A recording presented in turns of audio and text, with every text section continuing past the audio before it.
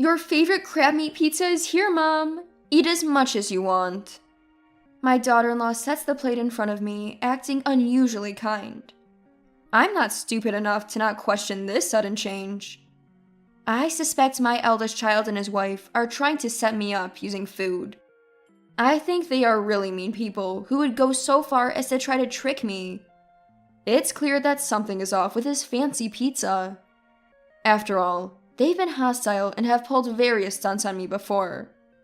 Their sudden niceness is actually suspicious. It would be foolish not to think they're up to something. I don't want to be looked down upon. I can protect myself too, and turn the tables on them if needed. My name is Mary, a housewife in my 60s. I live alone since my husband passed away. Years ago when he died, my eldest child and their wife offered for me to move in with them. They were newlyweds then, and I wanted them to enjoy that special time, so I declined. Still, they said they were worried and moved into a house near mine. They are still newly married and want to enjoy their time together. I was truly grateful for their thoughtfulness. They visited often, even when I told them they didn't have to. I also told them, it's okay if you don't come that often. I decided to indulge my eldest child when they said, I'm worried about you, Mom. My daughter-in-law, too, would come over when my eldest was busy, saying, I want to get along with you. I was proud of my child for finding such a good wife. But at that time, I was clueless. I didn't know why they were being so kind to me or what they were really thinking. Looking back, I get annoyed at my own naivety. Kindness without strings attached isn't something you get easily. I was swayed by their sweet words. However, I eventually found out their true intentions. One day, they visited and ended up staying the night since they had no plans for the next day. I didn't want to intrude on their time as a couple, so I suggested they could go home since it was close by. But my daughter-in-law insisted. We want to deepen our relationship, so we'd like to stay. So I let them. I offered them the guest room. My late husband built this house, and it's too big for just me, with many unused rooms. The room was a bit dusty, but my daughter-in-law helped clean it up. She's good at housework and has been helpful since they got married, so I had a good impression of her. In the middle of the night, I woke up thirsty and went to the kitchen. On the way, I noticed the living room light was on. Curious, I peeked in and saw them sitting on the sofa talking. I couldn't help but eavesdrop. Then, I heard a conversation between the eldest child and his wife. I'm exhausted. That old lady works us too hard, don't you think? Just hang in there a bit longer. Once Mom gives us the inheritance, we're done. If her husband wasn't a company CEO, we wouldn't have to do all this. It's funny how easily she's fooled just because we're nice to her. Mom's always been emotionally vulnerable. She'll probably give us the inheritance. I couldn't believe what I was hearing. If this was true, their kindness was a lie, aimed at taking my late husband's inheritance. Was all their previous kindness fake? Everything you said to me, we're family, so we want to support each other, and all the words you've said to me so far? Why were they so obsessed with the inheritance? I didn't see him having any trouble with money, but maybe he's in a lot of trouble and I'm just not aware of it. Why would you go to such lengths for your heritage? Do they just want money? I was curious as to why the couple acted like this, so I decided to ask them about their current behavior. After asking around the neighborhood and among friends, a shocking truth came to light.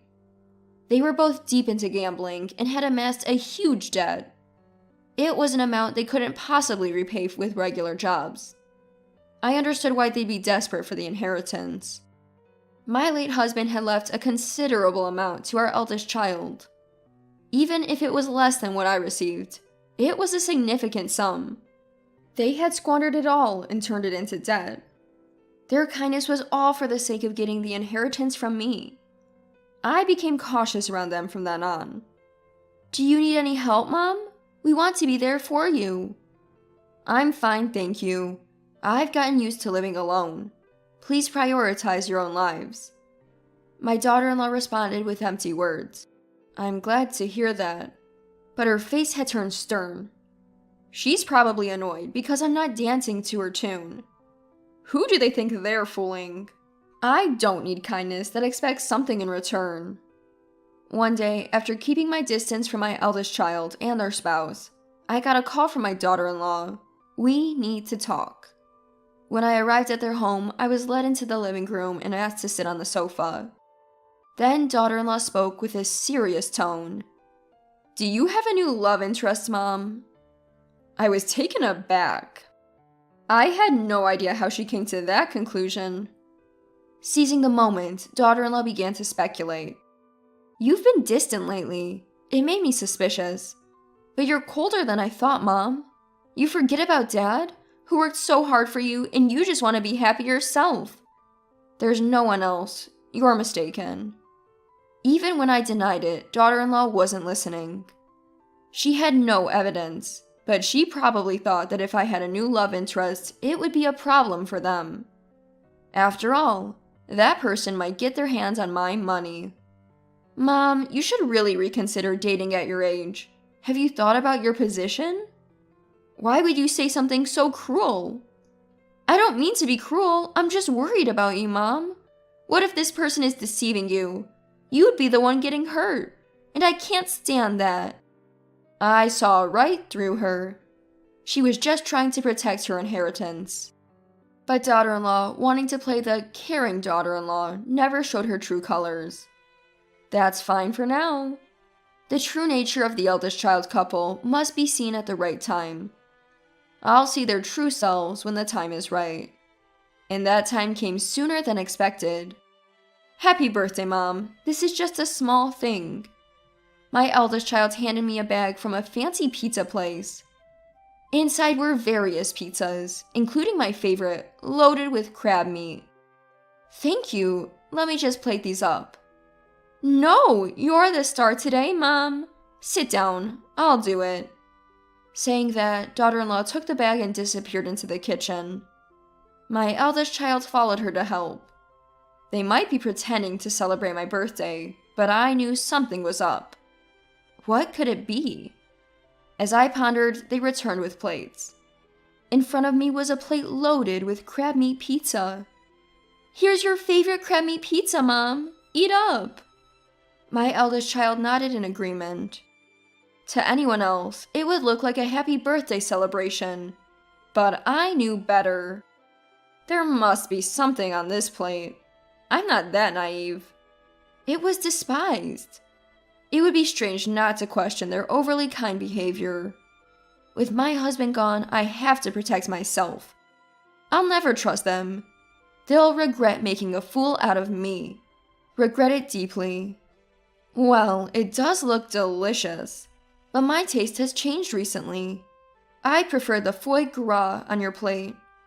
Saying that, I reached for my eldest child's plate. I had always said I didn't like foie gras, so their plate had more of it. Wait, Mom! My eldest child tried to stop me. I tilted my head and feigned confusion. Is it a problem? You used to love crab meat too, right? Well, my taste changed too. I've started to like foie gras. Is that so? Then let's not be biased and share both. At my words, my eldest child's face turned pale in an instant. The crab meat pizza, which I had always said I loved, was only on my plate. Clearly, they had planned to set me up by tampering with my favorite pizza. My eldest child's reluctance to eat it was proof enough. But it looks so delicious. Why don't you try a piece? Saying that, I grabbed a slice of the crab meat pizza and brought it to my eldest child's mouth. With no way out, they took a bite as if bracing for impact. Daughter-in-law looked at my eldest child with concern. That's how pale their face had turned. Oh, you look a bit green. Maybe it didn't taste good? Mom, considering how my husband is feeling, maybe the pizza isn't good. I'm sorry, but let's call it a day, and I'll prepare something new. Daughter-in-law sounded panicked. She must have thought it was impossible to continue the meal. But your son doesn't look well. Stay the night. It's not safe for you to go home. No, we'll leave. Don't be shy. You've been so good to me. Daughter-in-law tried to make excuses, saying, "But," and, "well." It was clear she wanted to leave. I've always thought that for a couple trying to deceive people, they're terrible liars. They panic when something unexpected happens. As I watched my eldest child, something strange began to happen after a few minutes. With a loud thud, they collapsed. I approached and found them snoring. It was clear they had been drugged with a sleeping pill. "Oh, fell asleep, did you? Must have been tired." As I tilted my head, daughter-in-law shouted, "Oh, enough! Why won't things go as planned? We talked about how important today was. Wake up now." Saying that, daughter-in-law slapped my eldest child's cheek. Still, they showed no signs of waking. I was stunned, witnessing the moment their true selves were revealed. Ignoring me, daughter-in-law began to spill the beans. "I've been playing the good daughter-in-law, thinking if I buttered you up, I'd get the inheritance and clear our debts. Today was supposed to be the last day. We were going to put you to sleep and steal your banking card. It's all your fault nothing worked. What are you going to do about it?" Daughter-in-law glared at me. So they plan to drug me and steal my banking card. Using someone's birthday for such a scheme is truly despicable. I'm not as terrible as they are, so I decided to come clean. "Actually, I knew all along you were being nice to me for the money. That's why I kept my distance and didn't eat the pizza you offered. I'm not as foolish as you two." At my words, daughter-in-law looked shocked. Apparently, she genuinely believed I was in the dark about their plans. How underestimated I feel. What kind of fool did they take me for? Sorry to burst your bubble, but I'm not as dense as you two. I've always found your sudden kindness suspicious. I even overheard you talking about the inheritance when I stayed over. You two are really foolish, discussing your plans in your target's home. Don't call us fools. We've been trying our best. Is your best effort the reason you're in so much debt? If so, you two are really pitiful. You know about the debt too? How much do you know? Clearly, she hadn't expected me to know about the debt. The word debt made daughter-in-law visibly anxious. I did some digging, found out you two are drowning in debt because of your gambling habits. I was shocked when I found out. You've managed to accumulate quite a debt. At my words, daughter-in-law's face turned increasingly pale. She must have realized there was no way out. "Mom, I'm really sorry. Please forgive us. We can't make it without money. Please lend us some. We'll pay you back." Saying this, daughter-in-law deeply apologized on the spot. Her demeanor had lost its previous confidence, clearly showing she was at her limit. Even in this situation, she was still asking for money. I was shocked to realize that, to her, I was just a convenient source of financial support. "Sorry, but I won't give you a single cent. I have no money to give to people like you." "Don't say that. There's the inheritance from your late husband, right? You have money. Please help us." "No, I can't trust people like you to pay me back. Take responsibility for your own actions." Daughter-in-law looked downcast at my words, but she seemed to understand my resolve, and didn't ask for money again. After that, my interactions with my eldest son and daughter-in-law dwindled. They stopped coming to my house and barely even contacted me. When those days arrived, contrary to my expectations, I didn't feel lonely. Rather, I felt refreshed, freed from people trying to deceive me. Later, my eldest child and daughter-in-law moved away. According to neighbors, they were taken away by some rather shady-looking people. Probably they couldn't pay off their debt and were taken to a distant state. They might be in a terrifying situation there. They might be suffering so much they want to run away. But that's none of my business anymore. We're unrelated now. I reported the end of this turbulent chapter to my late husband's photo. It seems like his expression in the photo was one of relief. My only family is my late husband. The only person who truly stood by me and supported me was him. Life is short, but I want to live it strongly, cherishing the memories I made with my husband.